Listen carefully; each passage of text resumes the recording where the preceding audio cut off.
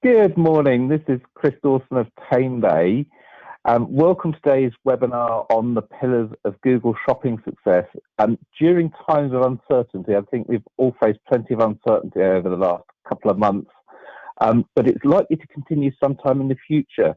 High street retail is due to open on the 15th in just a week's time. But a lot of people are going to carry on with the habits they formed of shopping online. So I'm delighted today to welcome Isabella from ChannelAdvisor, who's their product marketing manager, who's going to talk us through how to maximize Google shopping ads, and especially in view of the current landscape in the background of coronavirus. So a huge welcome, Isabella.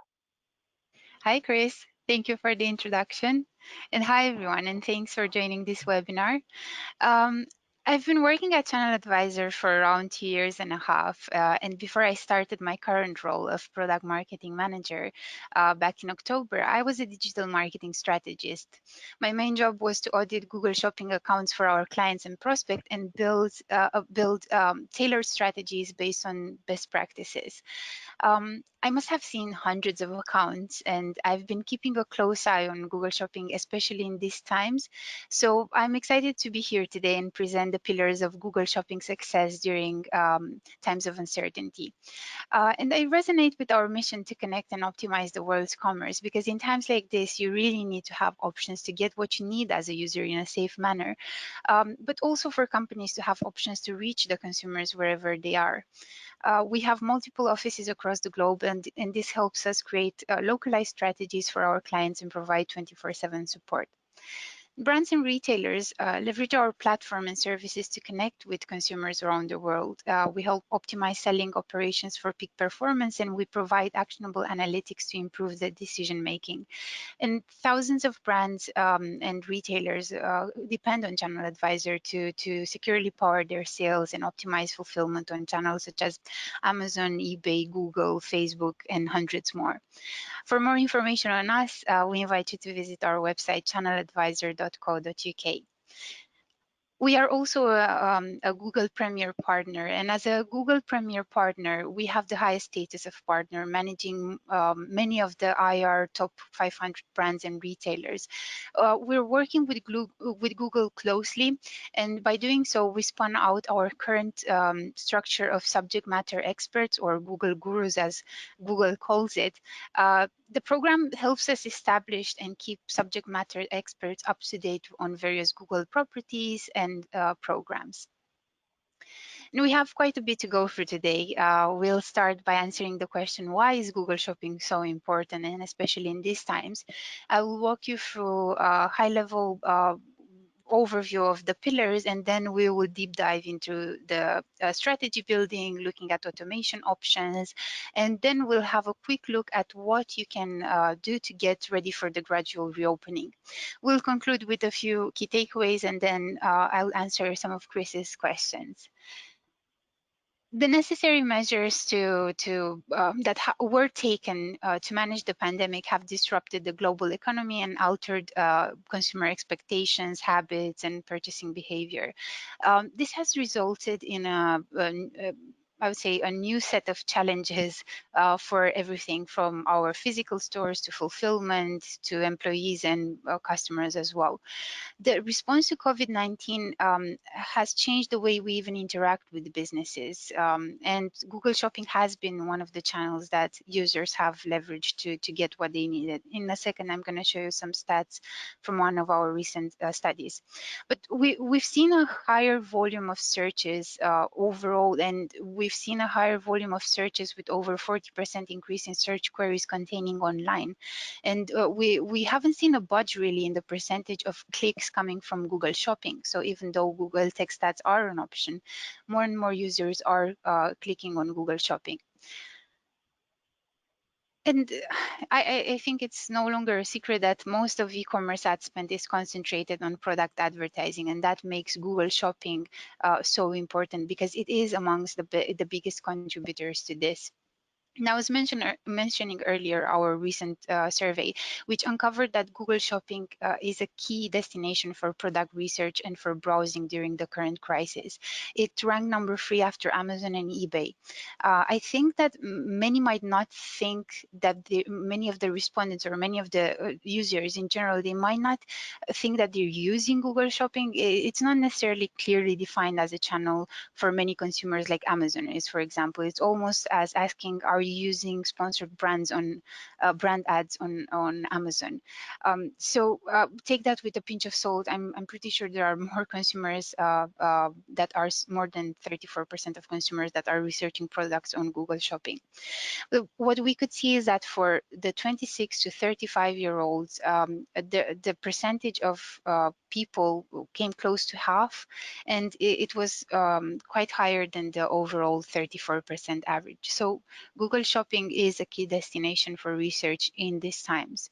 So who is Google Shopping for? It is for all brands and retailers that are looking to sell more through their website, sell more through their physical stores when they open, and generally sell more on Google. With so much traffic going to shopping results, it is important to be there in a smart way and for key searches. At Channel Advisor, as I said, we adopt a tailored strategy for each of our clients, but we can see some high-level common building blocks. These pillars are the ones that are key during this time. It all starts with the strategy, having the right selection of products to invest in, optimizing your product data, having a healthy account structure. And I will go through all of this in a minute. But without a proper strategy, automation cannot reach its potential. You can almost flip this and have strategy at the base. Automation is the layer on top that it's really the catalyst to accelerate performance. And that keeping an eye on the future and getting ready for it is the compass to keep you on the right track. So if you're currently using shopping ads as an advertising channel to drive sales at an acceptable return on ad spend, we would like to challenge that and have you think of Google Shopping as a business solution. So how do you do that? For a general search, such as men's clothing, multiple of your products might be eligible to show. You feed the system basic product information, and you might use ROAS to decide which product to push forward. But ROAS on its own will have you drive shopping ads solely based on marketing objectives. Next to marketing objectives such as acquiring new customers or awareness or increasing sales, there are plenty of other important business objectives such as commercial and ancillary that you might not be contributing in a positive manner to if you're just focusing on the marketing objectives. Once you start to import the data on more than just marketing objectives, you might realize that certain products are actually contributing to the decrease in profitability or might not be as scalable as there is very little stock left. So leverage leverage custom labels and use them to better to make better decisions around which products to push and how. You will ensure your Google Shopping campaigns are not only contributing to business objectives, but they are also focusing on incremental products. And speaking about product data, as I've briefly mentioned, the custom labels and how you could potentially leverage them, so many advertisers think of product data as either required or recommended. At Channel Advisor, we look at the attributes in terms of what they impact. And typically, these attributes impact two things: discoverability and performance. Having optimized title and having a dedicated optimization strategy for each search engine will ensure you are discoverable. But what you might might make that high intent choose you over the competition might sit under other attributes, such as showcasing promotions or price drops. And we see this missed more often than not, with brands having the price discounted on their website, but that's not showcased in their Google Shopping ads. At Channel Advisor, we make sure that the data is more than it exists, right? We make sure that it is optimized and it enables you to perform. And at the end of April, Google announced that it would be adding free product listings to the shopping tab, first in the US, with plans to roll out globally this feature by the end of the year. And with the bid missing, product data becomes an important factor in the auction, next to other signals like time spent on website and other things. But again, product data is an important factor when it comes to this, similar to how your website content is for your SEO ranking. So while it is true that about 90% of the clicks go to the shopping results in search, in the SERP, around 10% only go to the shopping tab results. Well, what by introducing these free listings, you have the opportunity to gain high intent traffic for free. After the free listings were launched, what we did, we analyzed to see how much traffic were they generating. In just a few days, even though they were new and they were still testing out, is it going at the top of the page, bottom of the page, and they're still doing that, by the way, we saw quite a bit of traffic coming from these organic listings. The traffic varies by advertisers, but on average, we would see a 4 to 6% of existing Google Shopping traffic coming from these free listings. So additional traffic, high intent at no cost, by making sure that your product data is as optimized as possible.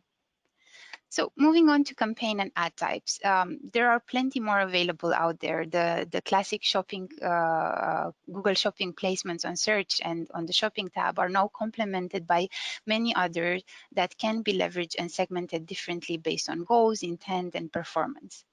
So I would like to focus first on smart shopping. This type of campaign can save you time invested in managing and optimizing your ads or bids and all the other work that you have to do for your classic shopping campaigns. You just leave it to Google's machine learning to auction based on your goals, and ads appear in various placements. So you go beyond the shopping tab and the search results. For this type of campaign, you have less control and you won't be able to add negatives. But if you work with Channel Advisor through the partnership that we have with Google, we are able to implement such negative keywords.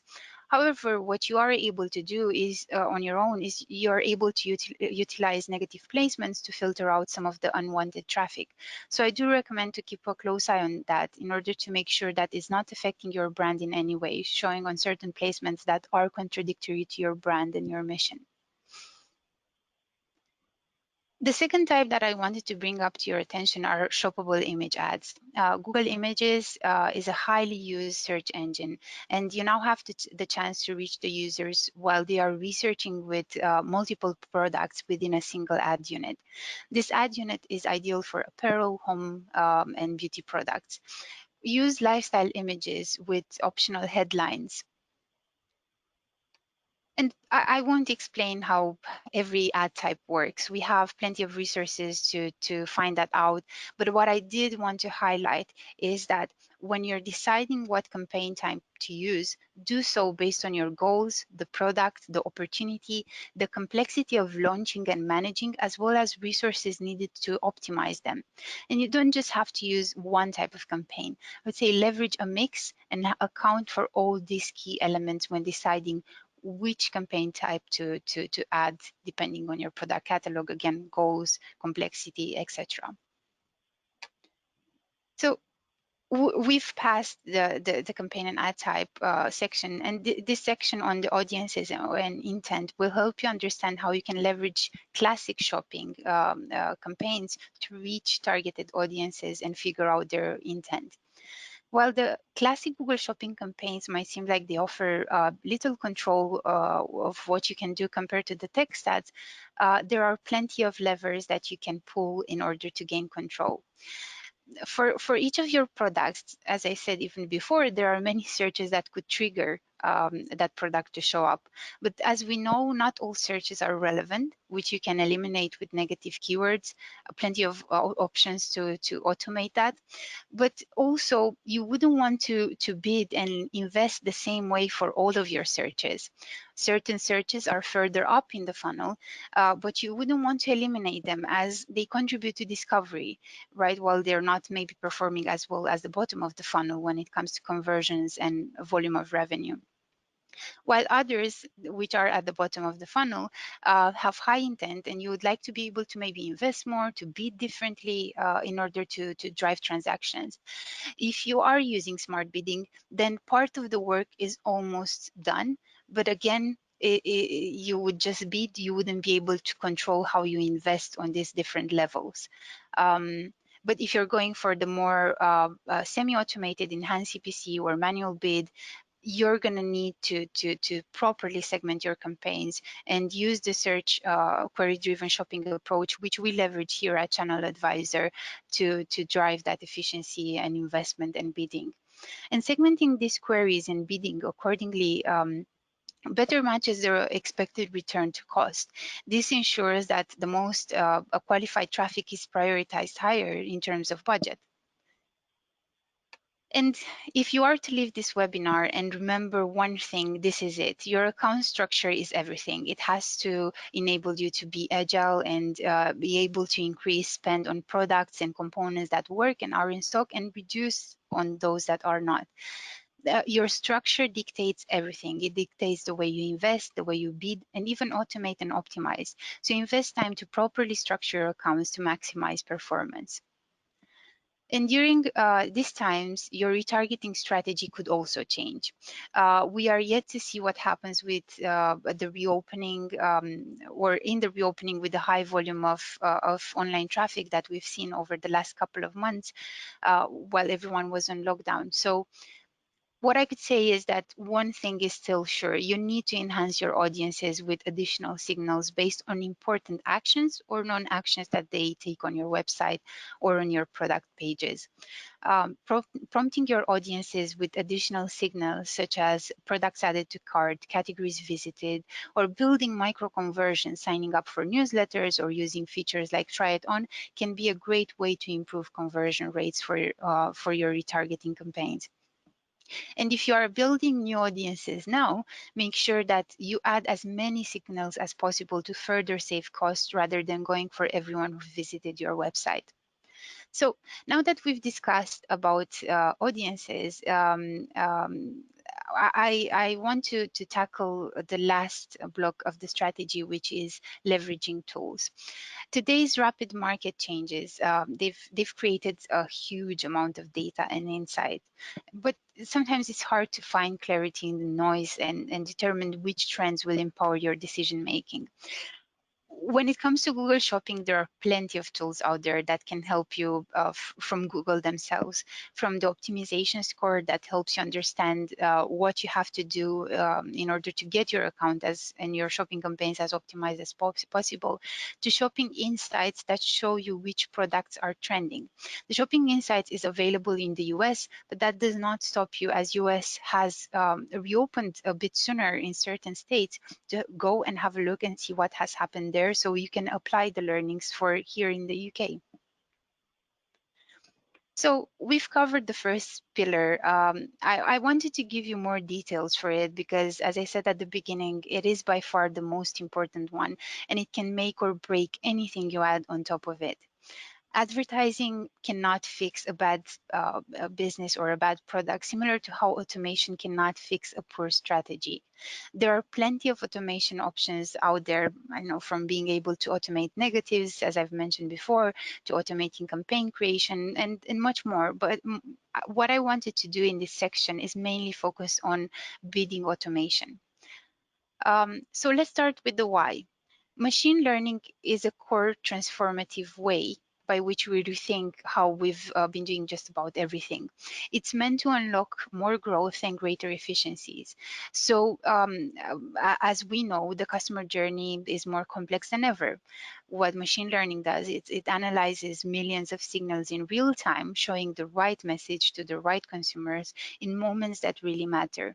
So Although many believe that is surrendering control of your campaigns, it isn't necessarily true, because you're able to upscale and do things that, manually speaking, you wouldn't be able to.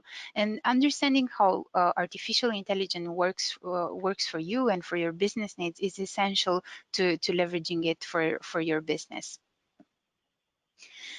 And as we know, bidding can be a quite daunting task with the growing complexity of the customer journeys, with all the signals that we have to look at.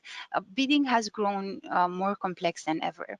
As shown by this chart, there are plenty of factors that need to be taken into consideration, or signals, you can even call them. Keywords bids influence how visible your ads are, and if you don't bid efficiently, you can miss valuable conversions.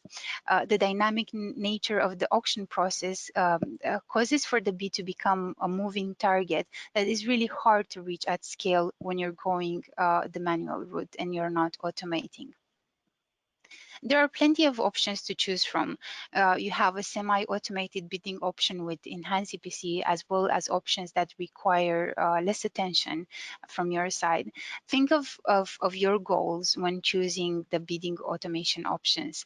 There are plenty of materials from Google themselves how to use and leverage this, or you can even have a discussion with us here at Channel Advisor. But one thing that I wanted to zoom in before giving you setup and optimization best practices, when it comes to this setup and evaluation stage, it is very important to keep in mind how it works. Setting up on day one, Google is going to go through what is called a learning period. This could take up to about 14 days. During this time, conversions and spend may be low. Try to not make any changes to the campaign setting, thinking that maybe it doesn't work. It's not going to work overnight. It's going to need this learning time.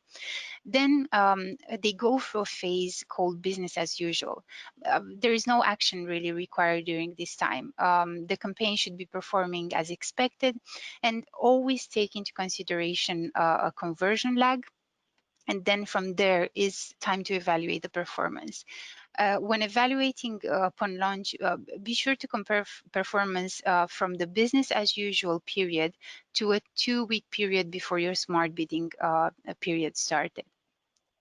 So I want to conclude the automation section with some best practices. There are plenty of best practices to have in mind when setting up and managing your bidding automation.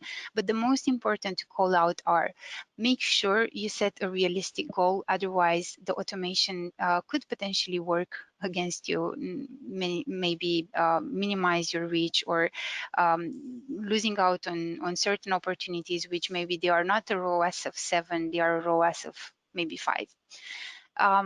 Use data-driven attribution model rather than the last click. This type of attribution model typically works better with automation, as it can account for more. And limit changes to the campaign in the smart bidding learning period. I'm repeating this, I know I've said it before, but it's really important. Because if you're going to do changes not only to the bid itself, to the targets that you've set, but to the campaign, if you're making these major changes, you're just going to put the smart bidding that you've set back into the learning period. So again, it's just going to go back to day one. And lastly, have in mind that smart bidding is designed to achieve conversion goals rather than maximizing impressions. So if you're looking to cover as much as possible from the real estate, it's not necessarily good to look at, I don't know, target ROAS or conversion types, conversion focused types of goals. Uh, Now, a bit of uncertainty has been going around as to what will happen to the consumer behavior as we gradually reopen. Chris mentioned at the beginning that it's in about a week, but judging by the data that we see around, even during the lockdown, what users are saying about their shopping behaviors and what we're seeing in other countries that have reopened before us, it is highly likely that, again, many users are going to continue to shopping online, but it is is also likely that some are going to start going back in stores to shop. So use this time, if you haven't already planned how to leverage, use this time to plan how you're going to leverage the omni-channel strategy during the gradual reopening, as well as when we're going to be able to go back in store with maybe less restrictions. So why omni-channel? Before the pandemic, the omni-channel consumers had a 23% more repeat trips to retailer stores, and they were more likely to recommend the brand to friends and family. I don't think this is going to change that much. If people are going to feel safe, they're going to return to the stores to buy if they're able to do so. So why plan the local campaigns?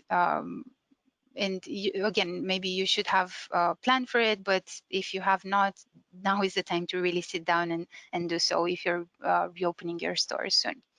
So why plan? Well, you can drive store visits. You can reach users with multiple ad formats, and you can leverage machine learning for ad serving and for store visits optimizations.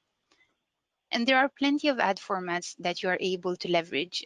Make sure you have a plan on how you'll roll out the different ad formats, and maybe even decide on which ad formats you will not focus in the upcoming months.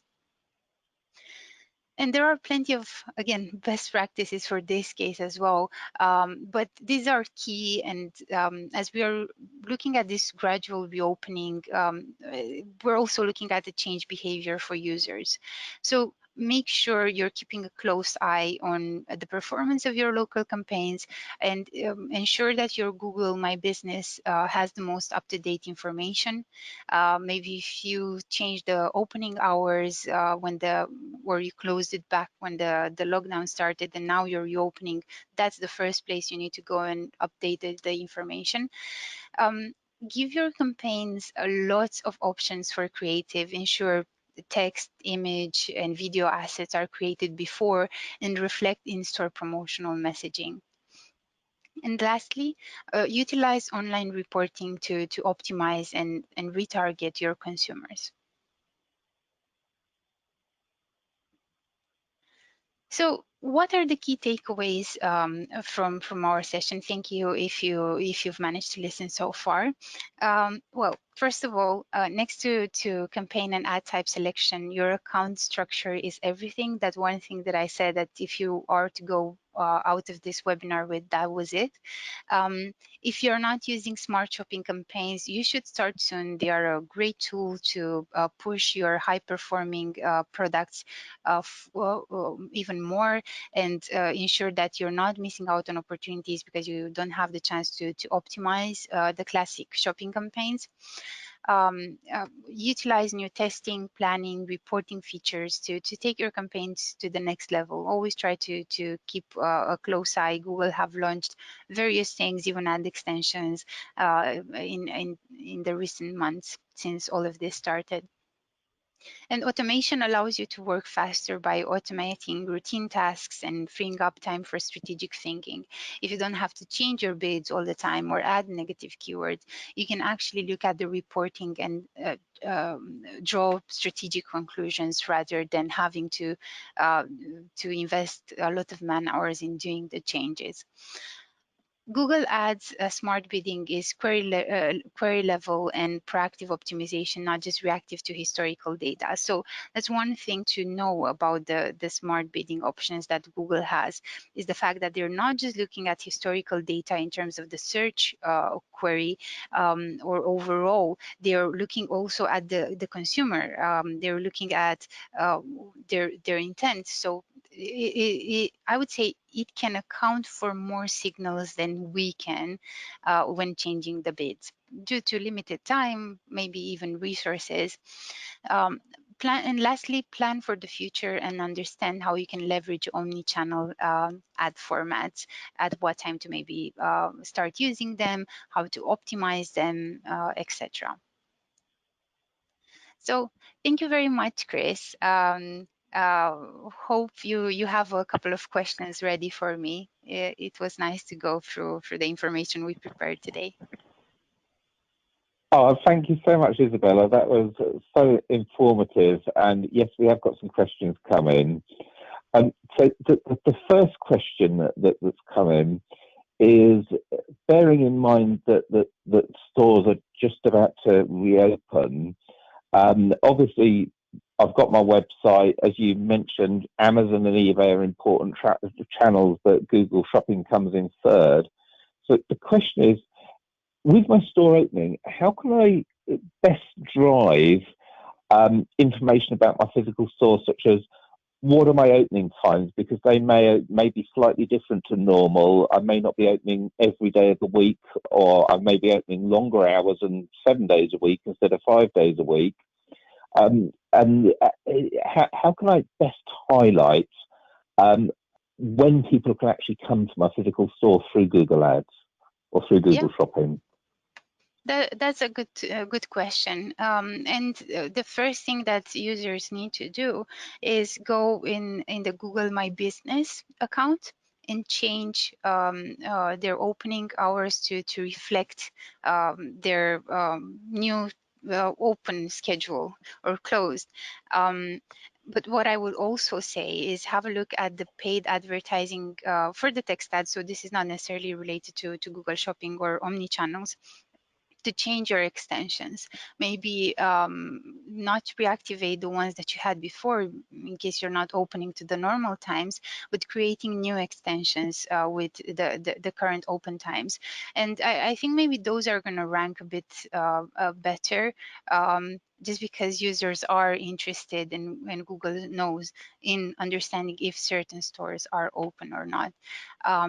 What they also released, and it was really nice, if you have the option for the user to come, I know this is a bit of a US term, to pick up the products from the curve, you would be able to set that in your extensions for the ads. So if I would search for, I don't know, a certain store, let's say John Lewis, if they would give this option, then Google would highlight it. John Lewis would have the possibility to say, buy online, pick up from the curve, and then, yeah, like I think Google has adapted quite a lot to making sure that users are getting the right information, and companies should take advantage and use these extensions or provide that information to make sure that they're not frustrating the user, or maybe missing out on sales opportunities because they're showing us closed.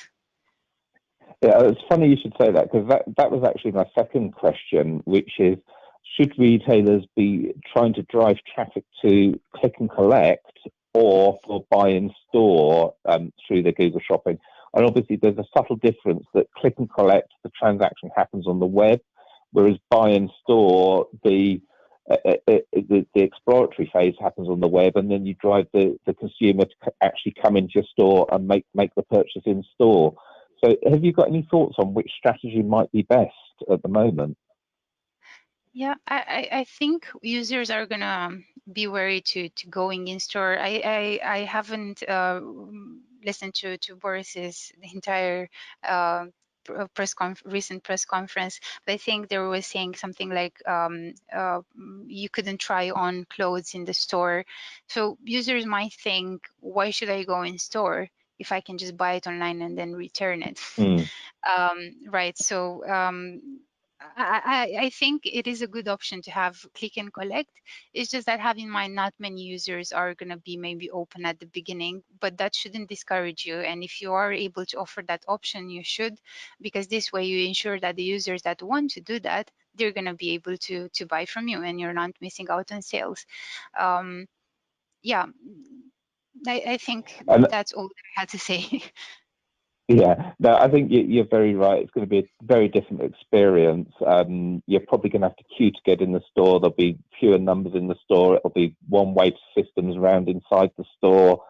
No trying on merchandise or even picking up and touching it unless you're going to buy it. I think it's going to be a very, very different experience.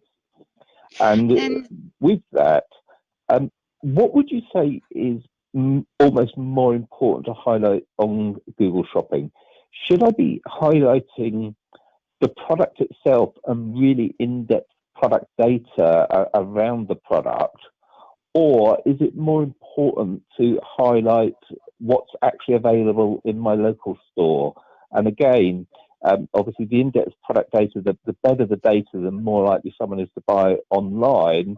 But the availability in the store, there's a lot of people who are desperate to get back to the shops. They've not been able to shop for 10 weeks now. It's almost 3 months. Where are we? Well, Wednesday now. The shop's open on Monday. There's going to be people who want to get back to the store, but then probably not so much wanting just to browse, but they're actually going to be wanting to buy. So availability in store could be quite important. So where do we start? Product data or in-store availability? As you said, I think many shoppers have lost their hobby for a few months. They're gonna want to go back. I think it's both. First of all, there are two different types of um, campaigns that you're running to reach the users. One is with your in-store availability, and the other one is for users that are searching to buy online. And I think the common denominator is your website, right? Because if I'm searching to buy online, I'm going to get on your website. If I'm searching to buy in your store and I'm searching for availability, I might turn to Google, or I might turn to your website. So it's good to have both options highlighted and make sure you are keeping your feeds up to date, and maybe that you're investing in products that are not going to run out of stock really quickly. And you have options to update that data almost in real time. At Channel Advisor, we do have that, and it saves, or even maybe setting buffers. If you know that you have about 5 products left in stock and they're just gonna sell like hotcakes, and maybe just remove them from the feed altogether and let the users find them on the website where you're not necessarily paying for their clicks, right? So Gotcha. yeah, I think, I hope that answers your question. Yeah. Then smart bidding learning period. 28 days is an awful long time to run a campaign before you can really analyze its effectiveness. And obviously, as we are using smart bidding to drive conversion, it is going to take that long.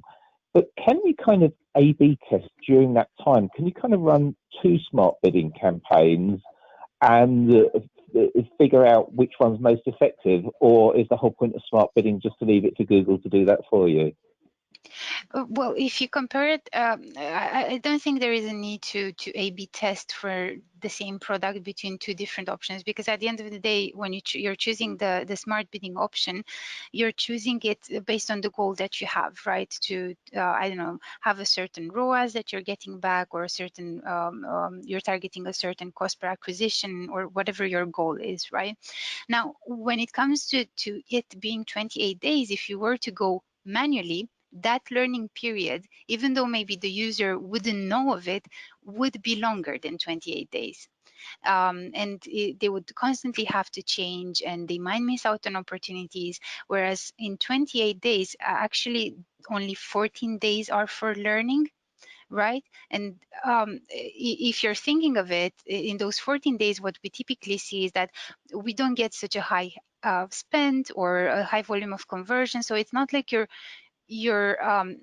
spending too much and you're getting very little back. It's a bit downscaled, and then once they've reached that mark, it's again, it's business as usual, and you should already start seeing the results. And at the 28-day mark, there is where you can actually start analyzing the performance and maybe adjusting things. So in reality, the learning period, it's about 14 days, and you don't, if you would go the manual route, you're going to spend a lot more than 40 days to learn what works for your system, sorry, Understand. for your products. Yeah. I've got one more question, possibly the most important of all, but before I ask it, I've just got one other thing we should highlight, and that's, where can someone listening to this webinar go to find more information and more resources about everything from smart bidding to the difference between discoverability and performance? Where can I find more information from Channel Advisor? Yeah, so we have our blog. where we constantly post news. It's on our website, channeladvisor.co.uk. This is the UK version, but we also have versions for the US, which is .com at the end. And we have Germany, which is .de at the end. And there is where sometimes you would find articles around Google that are specific for that market, but they're not necessarily maybe picked up by the UK one, and vice versa, right? So there is where users can actually find a lot of information in the blog articles. And we also have a resources tab where you can download ebooks, white papers. There are plenty of I would say general ones around consumer behavior, as well as technical ones in how to maybe use certain ad types, and yeah, optimization and all the good stuff. So yeah, I hope that answered your question, Chris. Thanks a lot. Yeah, thank you. So, final question, Isabella. Today is Wednesday. The shops open on Monday. That's kind of 5 days. What can I do between now and Monday to best enhance my presence to drive traffic from my physical store? We've literally got a few days.